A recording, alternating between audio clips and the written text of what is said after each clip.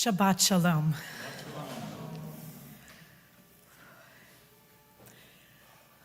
The situation is out of control. It is hard to know which end is up, what is truth, what is distortion, what is misinformation, which powers to follow, whom to believe, and how to behave. People are sinning with impunity in broad daylight, and people who are deeply concerned about it are sitting feeling powerless and weeping.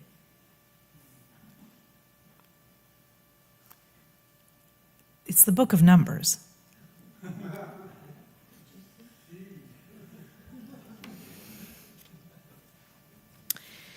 At the end of last week's Parshah, the people profaned themselves by whoring with the Moabite women who invited the people to the sacrifices for their God. The people partook of them and worshiped that God. Israel attached itself to Baal Peor, and God was incensed. God said to Moses, "Take the ringleaders and have them publicly impaled before the Lord, so that the Lord's wrath may turn from Israel." So Moses told the officials, "Each of you slay those of his men who attach themselves to Baal Peor." The scene is absolute chaos. But just then, one of the Israelites came and brought a Midianite woman over to his companions in the sight of Moses and of the whole Israelite community, who were weeping at the tent of meeting. When Pinchas, son of Eleazar, son of Aaron, the priest, saw this, he left the assembly, and taking a spear in his hand, he followed the Israelite into the chamber and stabbed both of them, the Israelite and the woman, straight through the midsection. And the plague against the Israelites stopped. Those who had died of the plague numbered 24,000.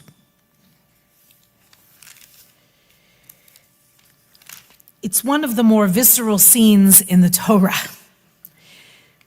to put it literally. This impalement of an Israelite man and a Midianite woman engaged in an act of flagrant licentiousness, set against a backdrop of idol worship and debauchery.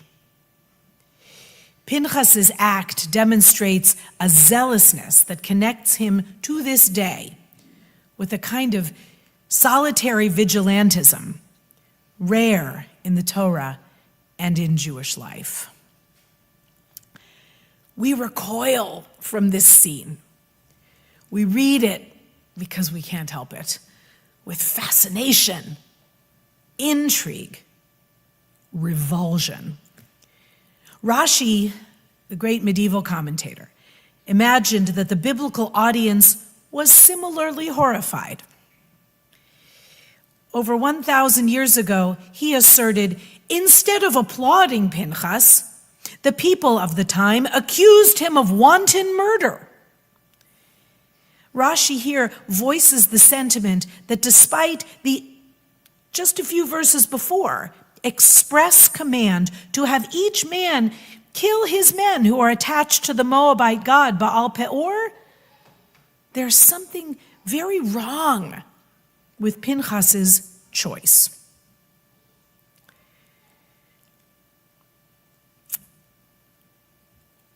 I do not speak for any of you, and I would not dare to, but I would imagine, if I went out on a far limb, that somewhere in many of us, there's a little part of us that actually does applaud Pinchas.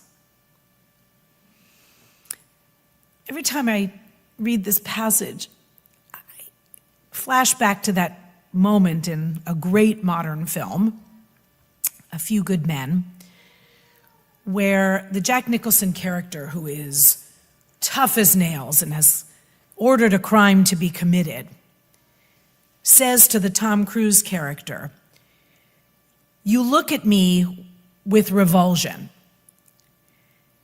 I represent everything you don't want to think about. with my military and macho strength, he's saying.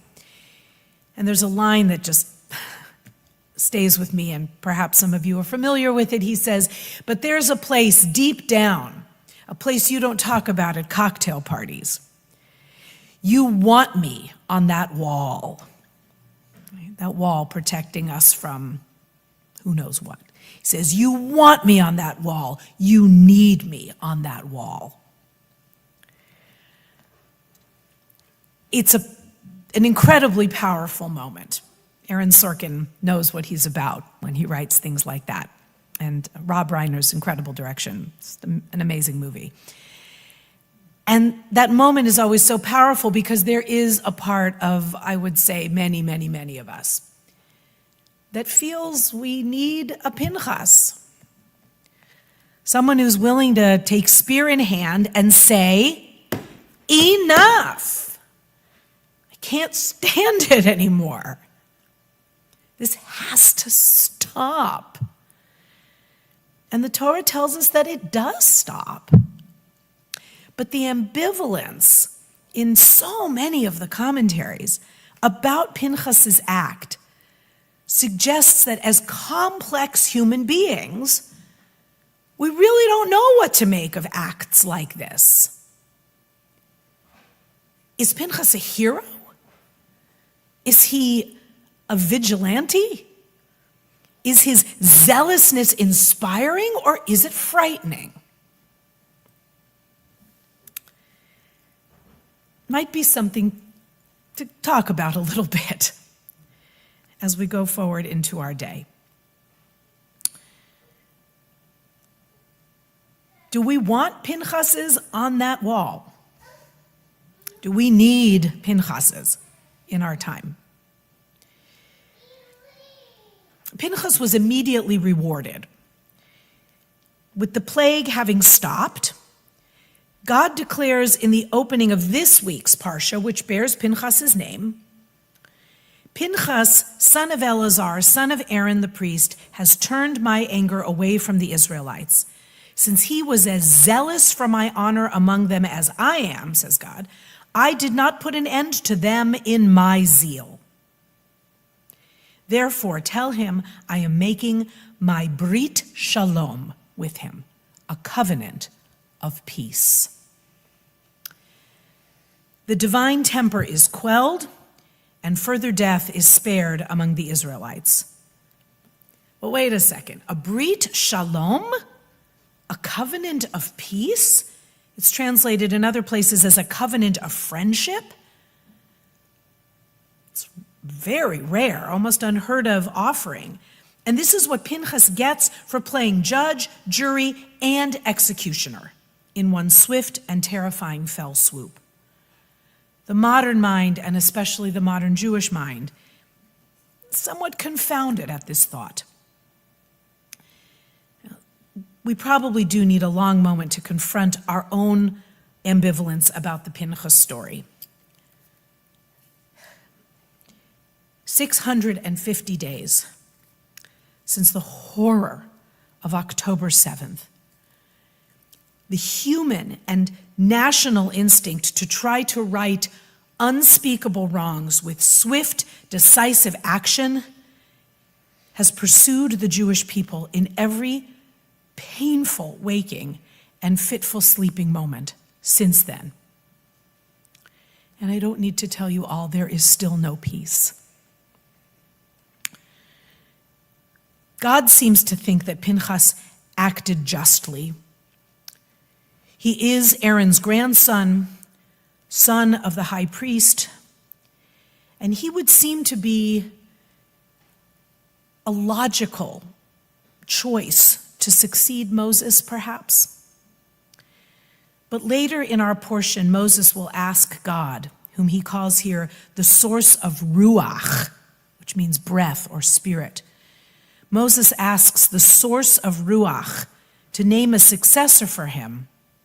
Of course, you all know it is Joshua who gets the nod.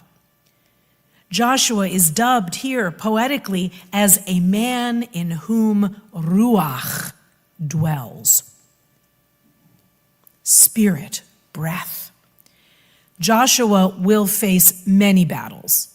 He is most definitely a military leader, but he does so with spirit at his core, rather than the word the Torah uses for zealousness, kin'ah, which is often described or translated also as jealousy.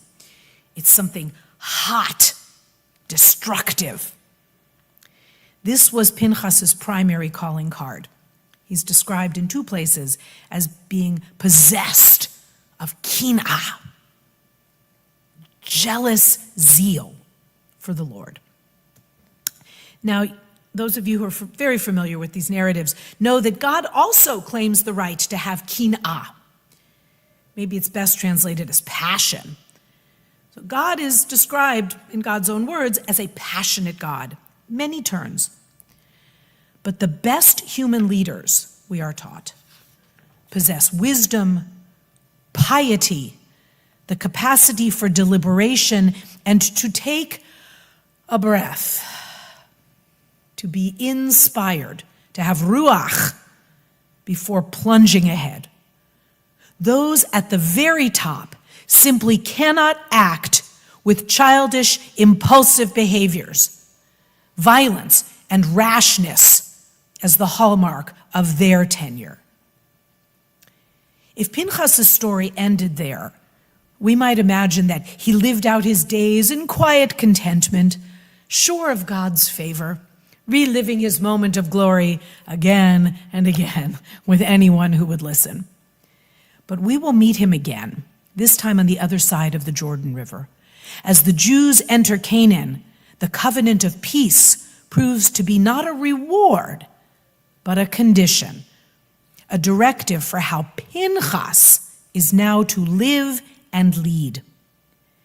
In the book of Joshua, the tribes of Reuben, Gad, and half of Manasseh have been allowed to live on the east side of the Jordan River, apart from the majority of their brethren. But they erect an altar, which occasions a near call to arms. Did they plan to offer sacrifices there and claim their own holy site? Well, this was not to be done. So Joshua dispatches a high-level delegation to ferret out the tribe's intentions. And guess who is at the head of the delegation? Pinchas. Not alone this time, but flanked by 10 tribal chiefs. He is now in the role of statesman and negotiator, sent to avert a civil war. Looking ahead in Joshua chapter 22, Pinchas reminds the tribes and us of the incident at Baal Peor. He says, from which event yet we have not cleansed ourselves. It's remarkable, suggesting that it has left an indelible mark on his soul. And he appeals to the tribes not to stir up internecine conflict. Instead of reacting with emotion and a lethal weapon, as he did in his younger years, this time he listens. He listens to the cogent arguments of the 2.5 tribes who maintain that the altar is symbolic only, a visual link to their kinsmen on the other side of the river. And Pinchas does more than listen. He hears. He is convinced of the tribe's loyalty and honor. He gives them the benefit of the doubt, and he speaks on their behalf, and the report was good in the eyes of the people. The promise of the covenant of peace has borne fruit. The Brit Shalom has come to be. But one final clue in the Torah confirms that this tale of Pinchas is anything but simple. There's a calligrapher's anomaly in the Torah. In the words Brit Shalom, the letter Vav in Shalom is broken. Now, normally a broken letter renders a Torah scroll unfit for use and in need of repair. But here it is done deliberately. Rabbi Beryl Wine teaches that the broken Vav conveys a fundamental truth, that shalom, peace, is very fragile, almost always difficult to maintain, and it requires great effort to keep it together. I would add to that that keeping peace or developing into a person that makes peace takes time, self-examination, maturity, discernment, and wisdom, and the willingness to admit that you don't have any of those things in their fullness. That humility that Pinchas grew into to know his place in the world is really an extraordinary story. We don't often get the full arc of a leader's story, but with Pinchas we do. This act of zealotry that resulted in the broken letter, that act of zealotry is not to be a permanent policy of Jewish behavior. Instead, the fervency and fire of the scene at Baal Peor should be channeled into an equally dedicated and zealous path of tikkun, of seeking out opportunities to mend our broken world. There are times when the sword and the spear still seem to be the only answer, and evidence abounds that this is a choice humanity is still not ready to relegate to the past. This is a time of ongoing war and suffering. How we pray for our leaders to embody ruach, not kina, ruach, spirit, so that the time of shalom can finally be at hand. Shabbat shalom.